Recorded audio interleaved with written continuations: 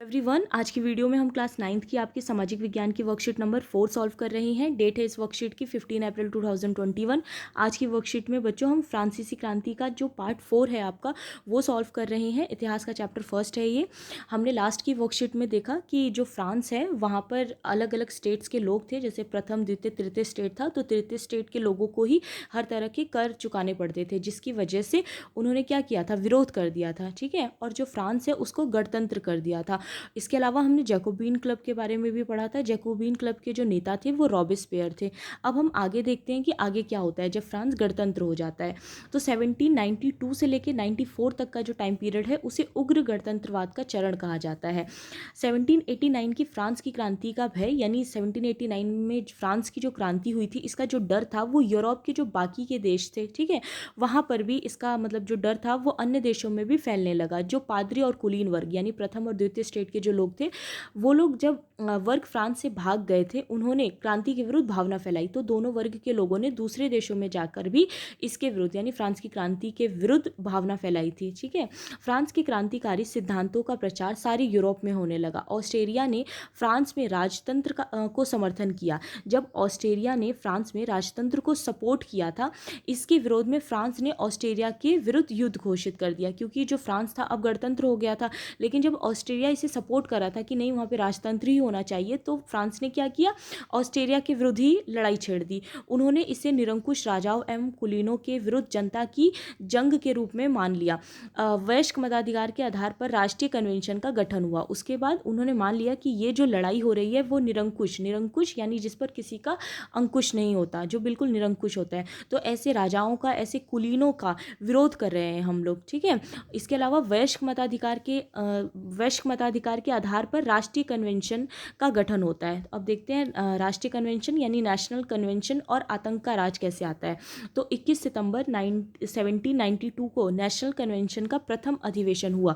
तो 21 सितंबर 1792 को national convention का आपका पहला अधिवेशन होता है। इसमें जैकोबिन और जिरोस्टिस दल प्रमुख थे। तो इसमें दो आपके ग्रुप थे बच्चों, एक था जैकोबिन क्लब और एक था जिरोदिस्ट क्लब। ठीक है, जैकोबिन अनुशासित और संगठित था। पेरिस पर इनका प्रभाव था। इनका प्रमुख जो नेता था वो रॉबेस्पियर था। ठीक है, दूसरी तरफ जो जिरोदिस्ट था ये शिक्षित और कुलीन थे, किंतु व्यवहारिक राजनीतिज्ञ नहीं थे। इसके प्रमुख नेता थे मैडम रोला, बीसरो आदि। दोनों ही गुट गणतंत्र के हिमायती थी, यानी दोनों ही गुट जो थे वो गणतंत्र को सपोर्ट करते थे, विदेशी शक्तियों के विरुद्ध युद्ध का समर्थन करते थे। इसके अलावा अगर बाहर की कोई भी शक्ति हमला करने की कोशिश कर रहे हैं तो ये लोग सपोर्ट करते थे। ठीक है, जिरोदिस्तों का मानना था कि क्रांति बहुत आगे आ चुकी है और उसका अंत होना चाहिए। वे और अधिक सामाजिक समानता लाने के विरुद्ध थे। वे स्वतंत्रता पर अधिक जोर देते थे। ठीक है, जो जिरोदिस्तों थे वो लोग स्वतंत्रता के ऊपर ज़्यादा जोर देते थे। उधर जैकोबिन लोग समानता पर अधिक जोर देते थे। तो दोनों के अलग अलग कॉन्सेप्ट थे। जो जैकोबिन था वो क्या करता था, समानता को बोलता था कि सभी लोग इक्वल है, और जो जिरोदिस्तों थे वो लोग स्वतंत्रता को सपोर्ट करते थे। ठीक है, तो जैकोबिन समानता के ऊपर जोर देते थे और वो कहते थे कि तथा निम्न वर्ग के प्रति सद्भावपूर्ण रवैया रखते थे। ओके, उसके बाद है नेशनल कन्वेंशन के समक्ष कठिनाइयाँ, कि इनके सामने क्या क्या कठिनाइयाँ आई थी। तो क्रांतिकारियों ने 1792 में घोषणा कर दी कि फ्रांस का गणतंत्र स्वतंत्रता, समानता और बंधुत्व की भावना पर आधारित है। इस घोषणा से यूरोप के निरंकुश शासक भयभीत हो गए। तो इससे क्या हुआ था, क्योंकि फ्रांस में ये घोषणा हो गई थी कि ये जो फ्रांस है वो गणतंत्र है, स्वतंत्र है, समानता और बंधुत्व के ऊपर आधारित है। तो इसकी वजह से यूरोप के जो निरंकुश राजा थे, ठीक है, वो भयभीत हो गए थे कि कहीं उनकी जनता भी उनका विरोध ना करने लगे। अब फ्रांस की क्रांति फ्रांस की ना होकर पूरे यूरोप की हो गई। अतः यूरोप देश क्रांति के प्रचार को रोकने के लिए एकजुट हो गए और इंग्लैंड, हॉलैंड, ऑस्ट्रेलिया, प्रशा ने एक गुट का फ्रांस के विरुद्ध निर्माण हुआ। उसके बाद इंग्लैंड हो गया, हॉलैंड हो गया, ऑस्ट्रेलिया हो गया, प्रशा, ये सारे लोग मिल गए। ठीक है, ताकि उनके यहाँ पर इस तरह के विरोध ना होने लगे। इस गुट ने कई जगहों पर फ्रांस को पराजित किया। नेशनल कन्वेंशन ने एक प्रस्ताव पारित कर राजतंत्र को समाप्त किया और गणतंत्र की स्थापना की। उसके बाद नेशनल कन्वेंशन ने क्या किया कि एक प्रस्ताव पारित किया और राजतंत्र को पूरी तरह से खत्म करके गणतंत्र की स्थापना की। ठीक है, राजा पर देशद्रोह का मुकदमा चलाया और मृत्युदंड की सजा दी गई। 21 जनवरी 1793 को लुई 16 यानी जो वहाँ के राजा थे लुई 16 उनको फांसी पर चढ़ा दिया गया। ठीक है, तो ये नेशनल कन्वेंशन के सामने प्रॉब्लम्स आ रही थी कि सारे जो गुट थे दूसरे वो सारे एक हो गए थे। ठीक है, उन लोगों ने अपना एक ग्रुप बना लिया था और उनके ऊपर हमला करने लगे थे। तो इसके बाद फ्रांस ने क्या किया, खुद को गणतंत्र साबित कर दिया। ठीक है, राजतंत्र को बिल्कुल ख़त्म कर दिया और खुद को गणतंत्र साबित कर दिया, और उसके बाद जो राजा था वहाँ का उसको मृत्युदंड दे दिया। उसके बाद है कि युद्ध के कारण फ्रांस आर्थिक संकट से घिर गया था। तो कई सारे युद्ध हुए जिसकी वजह से फ्रांस में आर्थिक संकट आ गया, कीमतें बढ़ गई, अमीरों से कर्ज वसूलने का नियम बनाया। जैकोबिनों ने पेरिस की भीड़ और कम्यून की सहायता से कन्वेंशन पर आक्रमण कर सत्ता पर अधिकार कर आतंक के राज्य की स्थापना की। इसके बाद क्या होता है, जो जैकोबिन क्लब के नेता होते हैं रॉबेस्पियर, ठीक है, उन्होंने पूरा कंट्रोल अपने हाथ में ले लिया। उन्होंने आतंक के राज की स्थापना की थी। ठीक है, उनका जो टाइम पीरियड था उसे आतंक का राज कहा जाता है, क्योंकि वो क्या करते थे कि जितना भी लोग उनका विरोध करते थे वो उनको मार देते थे। ठीक है, उनको फांसी की सज़ा दे दी जाती थी। फ्रांस एक बार पुनः अव्यवस्था यानी जैसे पहले था अव्यवस्था वाला शासन उसी तरह का दोबारा से हो गया। फ्रांस एक बार फिर अव्यवस्था का शिकार हुआ। रॉबेस्पियर के नेतृत्व में इसकी स्थापना की गई। इसमें क्रांतिकारी जन सुरक्षा की स्थापना की गई, और जो कोई जैकोबिन्स के विरुद्ध यानी जैकोबिन्स और रॉबेस्पियर के विरुद्ध, जो जैकोबिन के नेता थे रॉबेस्पियर, तो उनके विरुद्ध अगर कोई भी काम करता था तो उसे मृत्युदंड दे दिया जाता था। ठीक है, उसके बाद जुलाई 1794 में रॉबेस्पियर कैद कर लिया गया और फांसी दे दी गई। तो इसका भी काल काफ़ी चला था, मतलब 1 साल तक ऐसा ही था कि कोई भी अगर उसका विरोध करता था तो वो उसको फांसी की सज़ा सुना दिया करता था, जो रॉबेस्पियर था। ठीक है, लेकिन उसके बाद इसे भी कैद कर लिया गया, जो रॉबेस्पियर था उसको भी कैद कर लिया गया और उसे भी फांसी दे दी गई। इसी के साथ आतंक के राज की समाप्ति हुई।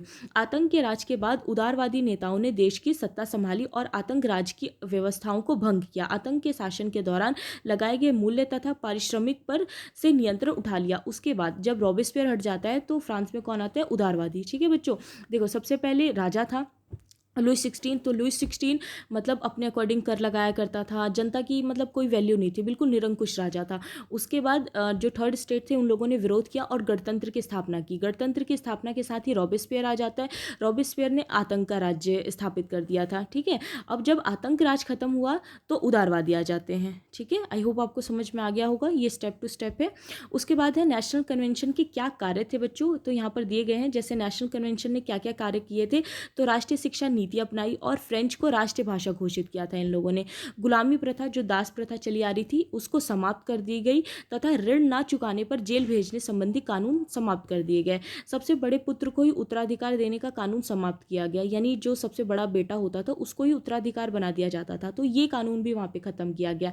राजतंत्र को समाप्त कर गणतंत्र की स्थापना दिवस से एक नया पंचांग यानी कैलेंडर 22 सितंबर 1792 लागू किया गया।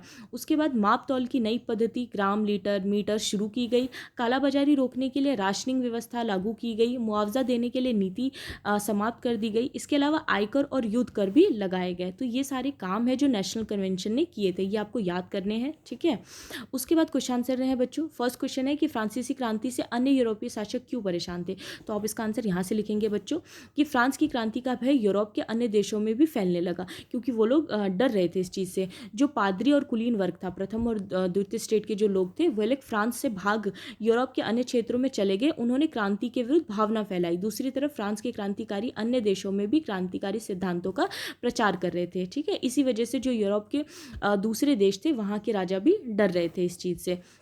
सेकंड क्वेश्चन है बच्चों कि रॉबेस्पियर कौन था, तो रॉबेस्पियर कौन था बच्चों, तो रॉबेस्पियर जो था वो स्टेट जनरल, फ्रांस की राष्ट्रीय संविधान सभा और जैकोबिन क्लब का सदस्य था। आप बस ये भी लिख सकते हो कि रॉबेस्पियर जैकोबिन क्लब का सदस्य था। ठीक है, अगर आप पूरा ना लिख पाओ तो। उसके बाद क्वेश्चन नंबर थर्ड है आतंक का राज क्या था, तो आप इसका आंसर यहाँ से लिखोगे। आंसर नंबर थर्ड कि 1793 से 1794 के बीच के कार्यकाल को फ्रांस में आतंक का राज के नाम से जाना जाता है। क्यों, क्योंकि रॉबेस्पियर ने इस टाइम पे नियंत्रण और दंड, ठीक है, नियंत्रण और दंड की नीति अपनाई थी। वो सबके ऊपर कंट्रोल करना चाहता था। अगर कोई भी उसकी बात नहीं मानता था तो वो उसे क्या करता था, दंड दे देता था। ठीक है, जिसमें जो कोई भी जैकोबिन्स, ठीक है, जैकोबिन्स के विरुद्ध काम करता था उसे क्या कर दिया जाता था, दंड दे दिया जाता था। ठीक है, मृत्यु दंड, सीधा उसको गिलोटिन पे डाल के उसको मार दिया जाता था। ओके, उसके बाद क्वेश्चन नंबर 4 है बच्चों। क्वेश्चन नंबर 4 है कि नेशनल कन्वेंशन के कौन कौन से महत्वपूर्ण कार्य थे, तो इसमें से कोई भी 4 कार्य आप लिख लेना, 1 2 3 4 इस तरह से 4 या 5 लिख लेना। जैसे उन्होंने राष्ट्रीय नीति अपनाई और फ्रेंच को राष्ट्रभाषा घोषित किया, इस तरह से कोई भी आप 4 पॉइंट्स या 5 पॉइंट्स लिख लेना, ठीक है, और इसको याद भी कर लेना। तो ये आपका आंसर हो जाएगा क्वेश्चन नंबर 4 का। ओके, तो ये थी आज की आपकी वर्कशीट। आई होप आपको अच्छी लगी हो। Thank you so much.